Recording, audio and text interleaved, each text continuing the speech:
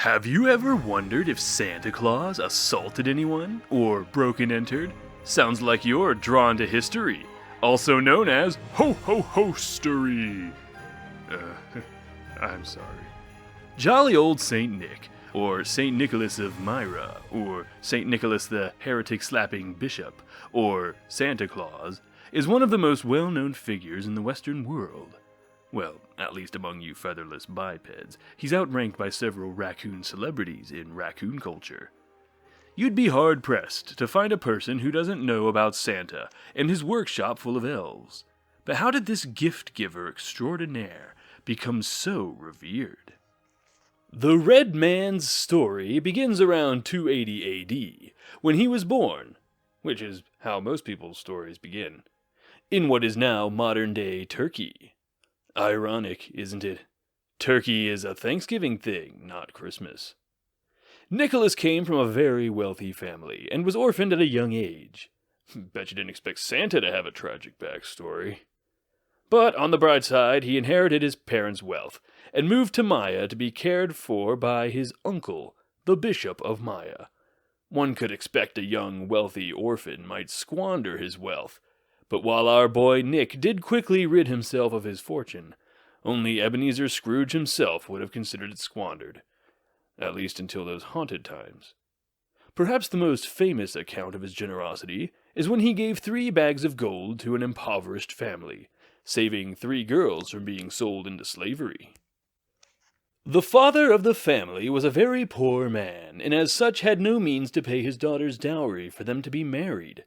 When Nicholas learned of their plight, he decided to help the family, allegedly to not offend the father's honor by giving him charity directly.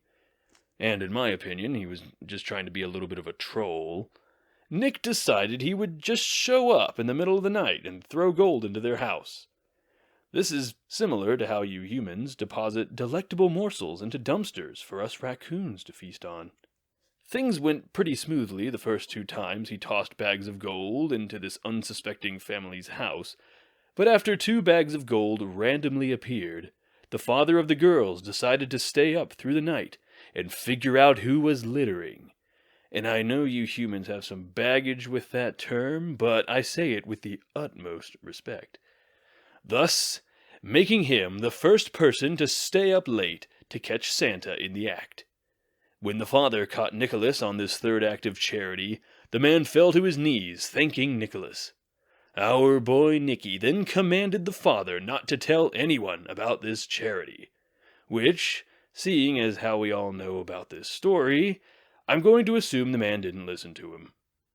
Nicholas, who was raised by a bishop, and by all accounts was an extraordinarily generous and pious young man, eventually was ordained a priest. As the title Saint Nickolas the heretic-slapping bishop implies, Nicholas would go on to eventually be consecrated a bishop.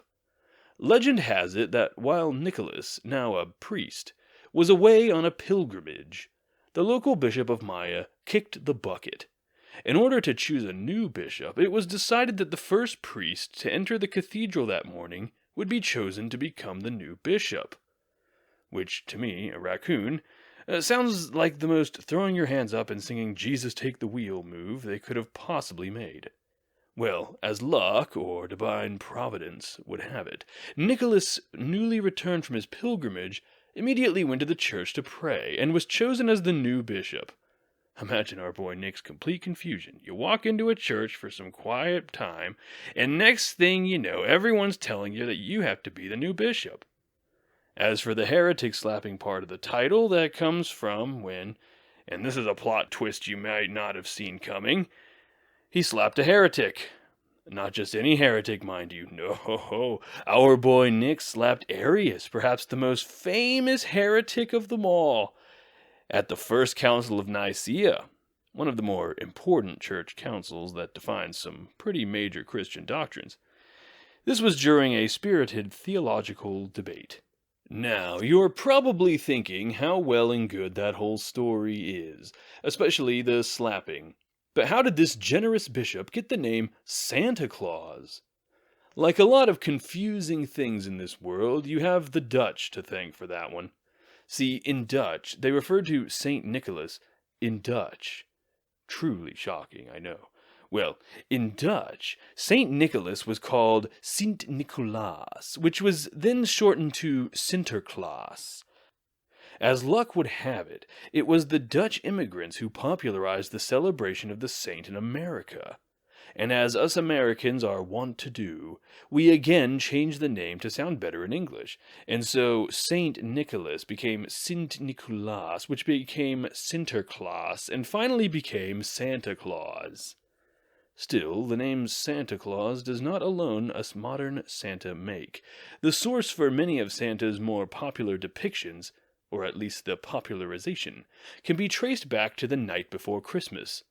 No, not the actual Christmas Eve, the popular poem known as "'Twas the Night Before Christmas" by Comment Moore.